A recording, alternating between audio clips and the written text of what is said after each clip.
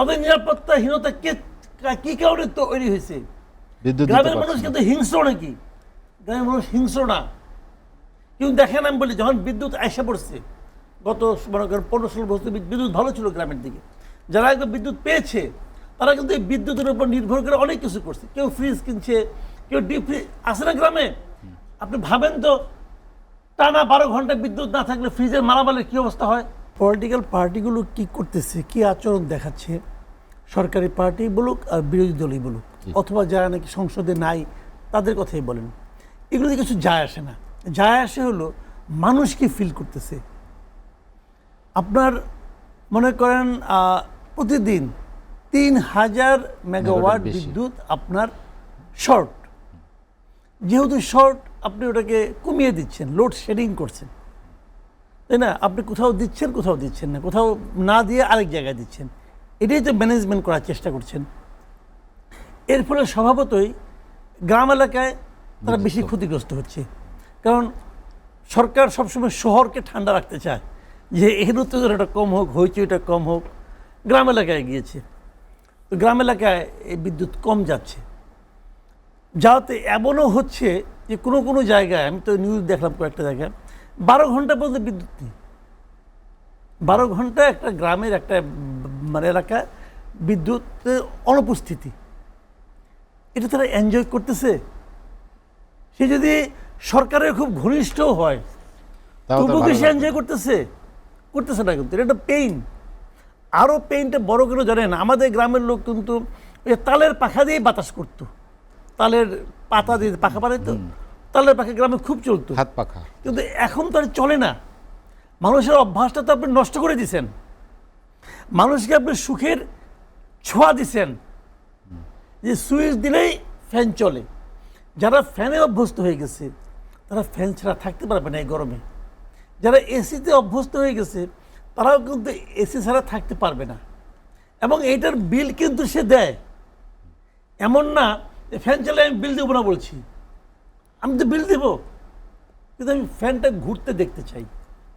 এখন এর জন্য আমি কাকে দায়ী করবো? এই জন্য আমি কাকে দায়ী করবো? এই জন্য আমি সরকারকে দায়ী করবো। এখন সরকার বলতে পারে আমার লিমিটেশনস আছে, আমি এই কারণে পাচ্ছি না, ওই কারণে পাচ্ছি না, ওই কারণে হতে পারে, কিন্তু ভাই সমস্যা আমার তৈরি না, আমি আমি চেষ্টা করতেছি। কিন্তু মানুষ কি জানতে চায় যে আপনি পারছেন না, এটা যেমন ইম্পর্টেন্ট, এটা মানতে রাজি আছি। প্লাস পাশাপাশি আপনি যে পারার জন্য চেষ্টা করতেছেন এইটা যেন আমি দেখি। আপনি বলতেছেন আমি চেষ্টা করতেছি, ওটা কিছু যায় আসে না।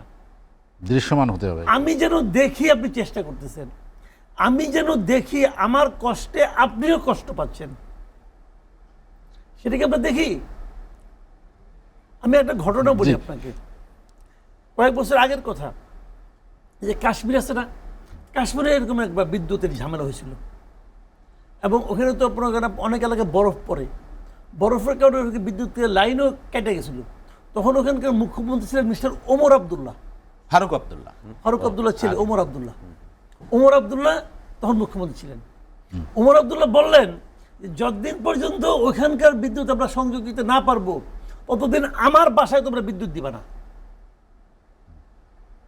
আমি বলছি যে ঘটনাটা যেটা বিরাট কিছু ঘটনা, এতে যে ওরা শান্তি পাইছে তা কিন্তু না।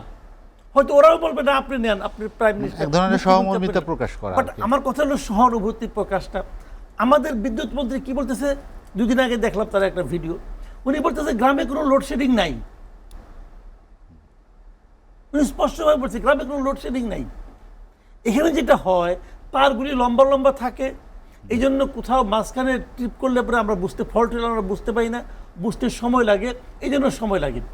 ওনার এই বক্তব্য কিন্তু অসত্য না, কিন্তু অসত্য হলো প্রথম অংশটা, পরের অংশটা ঠিক আছে। আসলে লম্বা লম্বা ঝামেলা হয়, কারণ ওইগুলি ম্যাটেরিয়াল খারাপ, আগের গভর্নমেন্টে করা ম্যাটেরিয়ালগুলি খারাপ ছিল, ওটা আরেক নাটক, যে ওই নাটকে আমি যাই না। কিন্তু এই যে প্রথম যে অংশটা, যে গ্রামে কোনো লোডশেডিং নাই, উনি কি বলতে কি বুঝাইতে চাইছেন আমি এটা জানি না, হয়তো অন্য কিছু বোঝাতে চাইছেন। কিন্তু লোডশেডিং নাই এই তথ্যটা কি সঠিক? এই তথ্যটা সঠিক না। এবং সঠিক না হওয়াতে কি হয়েছে, যারা ওই লোডশেডিংয়ের কষ্টে আছে তাদের কাছে এই তথ্যটা শুনে এসে আমার মন্ত্রী বলতেছে এই কথা, তাদের কাছে কেমন লাগে এটা একবার ভাবেন। এবং আলটিমেটলি কিন্তু তারা কিন্তু খ্যাপে টুকুর সাহেবের উপর না, খ্যাপে হলো তারেক রহমানের উপর, যে আপনি কোন লোকের মন্ত্রী বানাইছেন, আপনি কোন লোকরে এই কাজের জন্য মন্ত্রী বানাইছেন, যে আমাদের পেইনটাই বুঝে না, বরঞ্চ আমাদেরকে অস্বীকার করে। তো এই জায়গায় কিন্তু ভাই সমস্যা। সরকার দেখেন, আমি বলি 6 মাস এখনো হয় নাই, এর মধ্যে আবার বাড়তি বিদ্যুৎ বিল দেওয়া লাগছে। আমি আপনাকে বলি শুনেন, 6 মাসও কিন্তু হয় নাই। এই সরকার তো আসছে 60 মাসের জন্য, তাই না? 6 মাসে তারা একটা বিরাট কিছু করে ফেলাবো, সেটা একটু ম্যাজিক প্রত্যাশাও দেখাবো, করে না। এটা তো আমি আশাও করি না। কিন্তু আমার কথাটা হলো যে আপনি যে করার চেষ্টা করতেছেন, এইটা যেন আমি বুঝি, আমি যেন বুঝি যে আপনি আমার জন্য ভাবেন, সেই বুঝটা কি মানুষের মধ্যে হয়েছে? মাসুদুল্লাহ, আমি যেটা জানতে চেয়েছিলাম সেটি হচ্ছে যে এই সংকটকে কেন্দ্র করে আপনি রাজনৈতিক দলগুলোর বক্তব্য শুনেছেন, সেই বক্তব্যের জায়গায় আপনার মূল্যায়নটা কি? কেন তারা একজন আরেকজনের উপর দায় বা অতিথির উপরে দায় চাপাতে চায়? দায় চাপানোর অভ্যাসটা তো পুরনো, এটা আমাদের একটা পলিটিক্যাল কালচার হয়ে গেছে, ব্লেম গেম খেলা আর কি। এর উপর দায় চাপায়, ওর উপর দায় চাপায়। কিন্তু আমাদের বিরোধী দল যে ক্ষেত্রে খুব একটা দুর্দান্ত ভূমিকা রাখতেছে, আমি কিন্তু ভাই তাও মনে করি না। তারা ওই জুলাই 16 কি তিনি বলে, তারা ওইগুলি নিয়ে ব্যস্ত আছে এখনো কিন্তু তারা পাবলিক সাফারিংসটা তারাও ফিল করতে পারছে কিনা আমি জানি না। তাদের কথাতেও কিন্তু আমরা সেই সান্ত্বনাটা পাচ্ছি না। শুনেন, সরকার পারতেছে না, জি মানলাম, আমি বিরোধী দল, আর আমার দায়িত্ব কি সরকারকে ফালাই দিলেই সমস্যার সমাধান হয়ে যাব? আমি যদি বলি এই সরকার ব্যর্থ, সরকার ফেলাই দাও, তাতে কি বিদ্যুৎ সমস্যা মিটবে? মিটবে তো না। আমি কিন্তু ভাই বলি যে সরকারে কে আছে, বিরোধী দলে কে আছে, এটা কিন্তু আমার হেডেক না। আমার হেডেক হলো আমার প্রবলেমটার কোনো সলিউশন হচ্ছে কিনা, আমি কিন্তু ওই জায়গায় আমার হেডেক। তো আমি বিরোধী দলের কাছ থেকে সেই জিনিসটা আশা করব, আপনারা এমন কিছু বলেন, এমন কিছু করেন যাতে নাকি সরকার এই সমস্যাটা থেকে উঠে আসতে পারে, তাকে সে হেল্পটা আপনারা করেন। আপনি সরকারের বিরুদ্ধে গালাগালি করলেন, একদম অস্থির ভাষায় গালাগালি করলেন, এতে আমার লাভ কি? আমার কোনো লাভ নাই। একে তো আমদানি নির্ভর জ্বালানি, তারপরে হচ্ছে অর্থনৈতিক সংকট, অনেক এই দুটা যুক্তি আছে। চ্যালেঞ্জই হচ্ছে সবচেয়ে বড় বেশি গলার কাটা ভাই হয়ে বলি যাচ্ছে। অনেক যুক্তি আছে। যে লোকটা নাকি মনে করেন ছিনতাই করে না, আর রাস্তায় যদি হাতে হাতে ধরা পড়ে, চুরি করে যদি কেউ রেড হ্যান্ডেড যদি ধরা পড়ে, তাকে জিজ্ঞাসা করেন, তারও যুক্তি আছে যে কেন সে এই কাজটা করতেছে। ভাই যুক্তি শুনেও তো আমার সমস্যা মিটবে না। একজন আমাকে বলতেছিল যে অগাস্ট মাসে এরকম একটু হয়, এই জন্য অগাস্ট মাসের দায়। আমি বললাম ভাই অগাস্ট মাস কি জীবনে এই প্রথম আসছে? গত বছর অগাস্ট আসে নাই, তার আগের বছর অগাস্ট আসে নাই, সবসময়। হ্যাঁ, তেলের দাম বাড়তি, মানে তেল, মানে জ্বালানি তেলের জন্য এই বছর প্রায় $10 বিলিয়ন গভর্নমেন্ট খরচ করছে। অতিরিক্ত, এটা অতিরিক্ত না, এটাই খরচ করছে, এটা হলো হাইয়েস্ট, এই যাবৎকালের হাইয়েস্ট। মানে এত খরচ না, অতিরিক্ত $4.3 বিলিয়ন অলরেডি আরো 20 দিন আগে হিসাব। হ্যাঁ, অতিরিক্ত সব মিলে আমি বলি আপনাকে, গত অর্থ বছরে খরচ করছে $10 বিলিয়ন। এর আগের বছরে ছিল $9 বিলিয়ন মতো, এরকম আর কি। তো আমি যেটা দেখছি, মানে আমি ধরে নিচ্ছি যে মানে ফিগার যাই হোক না কেন, গভর্নমেন্ট খরচ করছে, তার মানে কি গভর্নমেন্ট চেষ্টা করতেছে, আমি অস্বীকার করবো না। কিন্তু দেশ গরিব, 16-17 বছর লুটপাট হয়েছে, 1.5 বছরও লুটপাট হয়েছে কম্পিটিশন দিয়া, গভর্নমেন্ট কিছুই পায় না, সবই ঠিক আছে। এইগুলি কিন্তু বাস্তবতা। গভর্নমেন্টকে দায়িত্ব নেওয়ার আগে জানতো না তাকে এই বাস্তবতা পড়তে হবে? জানতো তো। এই সময় দেখবেন আপনার আদানিও বিদ্যুৎ কমাই দিয়েছে।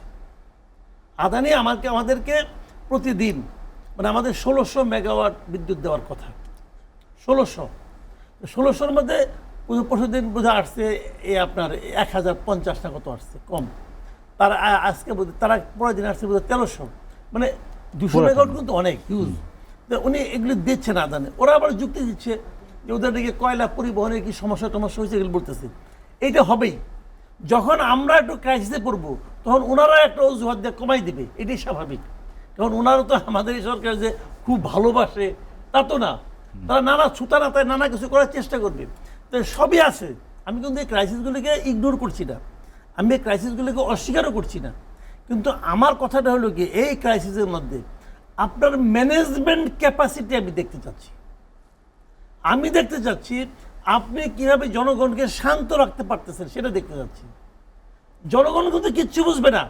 দেখেন আমাদের দেশে 80টা আছে, এই আপনার পল্লী বিদ্যুৎ সমিতি আছে, তারা সবাই নিরাপত্তা চেয়েছে, নিরাপত্তা চাচ্ছে। কেন নিরাপত্তা চাচ্ছে? তারা নিরাপত্তাহীনতায় ভুগছে। তবে নিরাপত্তাহীনতা কি কারণে তৈরি হয়েছে?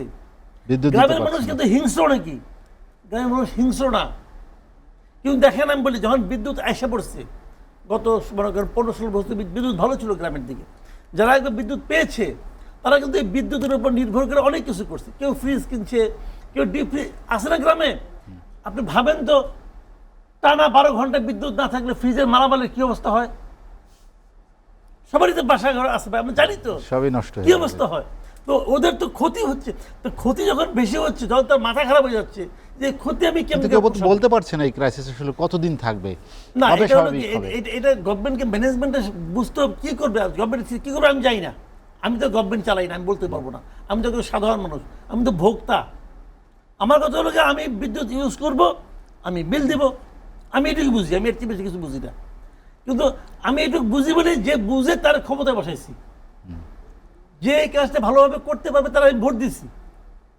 এখন আমার যদি মনের মধ্যে এটা আসে যে ভোট দিয়ে তো আমি ভুল করছি, তাহলে কিন্তু এটা সরকারের জন্য একটা অ্যালার্মিং ব্যাপার। কিন্তু এই জিনিসটা সরকারকে বুঝতে হবে। এবং আরেকটা কথা আছে আপনার, যে পেটে থাকলে পিঠে সয়। তো যদি আমি দেখি এখানেও সমস্যা, ওইখানেও সমস্যা, সেখানেও সমস্যা, এই সমস্যাগুলি কিন্তু সরকারকে দূর করতে হবে। যে ঠিক আছে, আমি একদিকে পাচ্ছি না, আরেক দিকে দিই, আরেক দিকে দিই, ওদিকে দিই, সমস্ত দিকে সরকার মানুষ দুই দেখে, আর এটা কি করলাম, এতে এদিকেও মারে, ওদিকেও মারে, সেদিকেও মারে।